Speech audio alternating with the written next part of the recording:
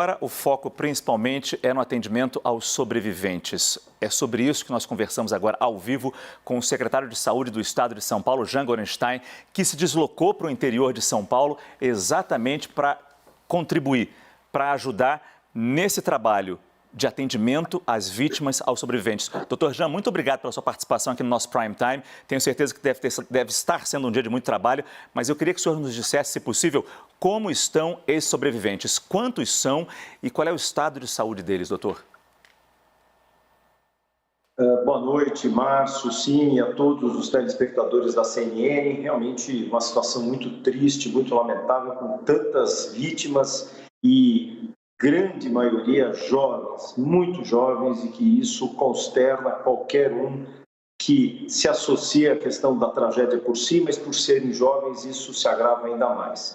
Nós temos 12 pessoas que foram sobreviventes, dessas 12 pessoas que foram alocadas em vários hospitais, tanto da região de Itaí, como também de Taquarituba e Avaré. Na Santa Casa de Avaré, aqueles pacientes mais graves foram recebidos, assim como também o Hospital das Clínicas de Botucatu, que acabou recebendo também pacientes de alta complexidade. Nós lembramos que o impacto foi muito grande e, dessa maneira, acabou promovendo um estado muito grave, realmente mesmo dos sobreviventes. Um deles apenas, o ajudante do motorista do caminhão, teve ferimentos leves, apenas escoriações, felizmente está bem, mas, de toda forma, a grande maioria merece cuidados especiais, muitos dos quais em unidades de terapia intensiva, sendo procedidos todos os atendimentos,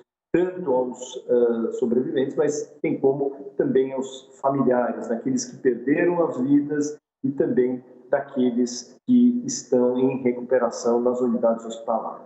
Doutor Jean, eu sei que o senhor já retornou à capital paulista, à cidade de São Paulo, depois de ter passado o dia no interior. O senhor falou do assistente do motorista do caminhão, que está bem, ainda em observação na Santa Casa, mas eu queria saber do senhor se ele falou alguma coisa. O médico que o atendeu na Santa Casa disse que não fez nenhuma pergunta, mas eu queria saber se o senhor, nos contatos que o senhor teve com a equipe médica da Santa Casa, se ele falou alguma coisa. Eu sei que é muito difícil fazer esse tipo de pergunta nesse momento, ainda traumático para esse jovem, mas se ele disse alguma coisa que possa ajudar a esclarecer o que provocou esse acidente. Na verdade, as perguntas que foram feitas por nós eram exatamente avaliar sua condição clínica, que nos trouxe bastante tranquilidade. Lembramos que essa força-tarefa que foi estabelecida por determinação do governador João Dória, para que nós fôssemos, assim como o secretário de Desenvolvimento Regional, Marcos Vignoli, e o secretário da Defesa Civil, Coronel Niacas, para que procedêssemos os ajustes locais, tanto no apoio, como disse, às famílias, apoio psicológico, a preocupação de realização dos velórios, com todos os ritos e preocupações com a parte sanitária, evitando que uma tragédia não criasse uma outra tragédia, que é a disseminação do próprio coronavírus. Então, tudo isso tem sido feito realmente de uma forma muito carinhosa, preocupada, humanitária, que é isso que nós temos que realmente ter nesse momento, é dar assistência agora, tanto às vítimas, que já estão sendo e foram muito bem acolhidas, como ao mesmo tempo também dos seus familiares, com suporte psicológico que tem sido já despolarizado, desencadeado para apoio a todos. Secretário, durante esta apuração, a gente teve números muito desencontrados em relação ao número de mortes e vítimas. Até agora há pouco, a gente tinha um número de que seriam 10 pessoas, então, que foram resgatadas com vida e levadas para a unidade. O senhor atualiza para a gente, são 12 pessoas que estão, então, em hospitais da região, 41 pessoas morreram e 12 estão sendo atendidas neste momento, conseguiram sobreviver depois dessa batida, só para a gente chegar a esse número atualizado neste momento. Essa é a atualização que nós recebemos há 10 minutos, inclusive ainda no trajeto de voo para São Paulo, no que foi passado eram 12 pessoas. Nós tínhamos também a informação de 10, mas felizmente são 12 pessoas, totalizando aí, seriam 53 pessoas envolvidas no acidente. Infelizmente, 41 delas evoluíram de forma fatal e trágica nesse acidente. Dr. Jean, rapidamente, eu sei que o senhor doa sangue para tentar ajudar essas pessoas sobreviventes desse acidente. E queria que o senhor falasse rapidamente qual é a importância desse gesto neste momento aí, lá no interior de São Paulo. Márcio, hoje, infelizmente ou felizmente, eu digo a coincidência triste, que hoje é o Dia Nacional do Doador de Sangue. E nós havíamos já programado a doação de sangue na Fundação ProSangue, lá no Hemocentro do Hospital das Clínicas. E quando nós estávamos nos deslocando até lá, recebemos essa triste informação.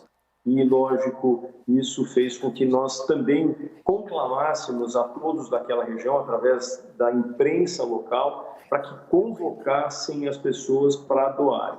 E isso teve uma repercussão muito boa, nós tivemos mais de 160 pessoas que fizeram a doação, especialmente no Hemocentro de Botucatu, e fora os mais de 40 policiais militares que também se deslocaram ali para poderem fazer essa doação. Então, é um ato de grandeza, de generosidade e de humanidade. Então, nós realmente íamos fazer a doação, lembrando que os estoques de sangue no estado de São Paulo já são críticos. Quando eu falo que um estoque de sangue ele é crítico, ele só dá condições para mais 2 dias. Isso faz com que cirurgias emergenciais ou eletivas ou acidentes como esse, muitas vezes não possam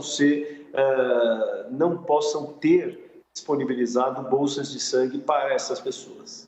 Secretário, eu tenho só mais uma dúvida aqui. Qual que é o tipo de auxílio e atendimento que vocês darão às famílias a partir de agora? Isso é muito importante porque essas famílias já estão vivendo o pesadelo de ter de identificar as pessoas ali no IML de Avaré. E qual que é o apoio seguinte, até para que elas possam se recuperar de tudo isso, se é que é possível, né?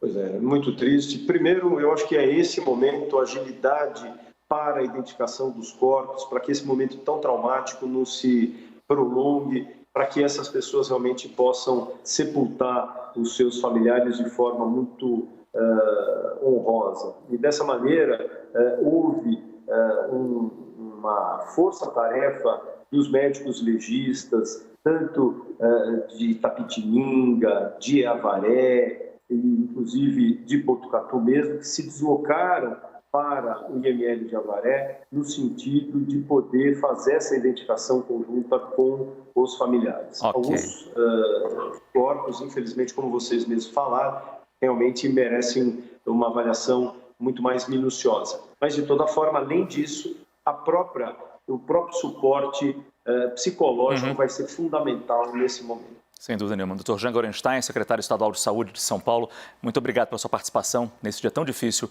aqui no nosso Prime Time.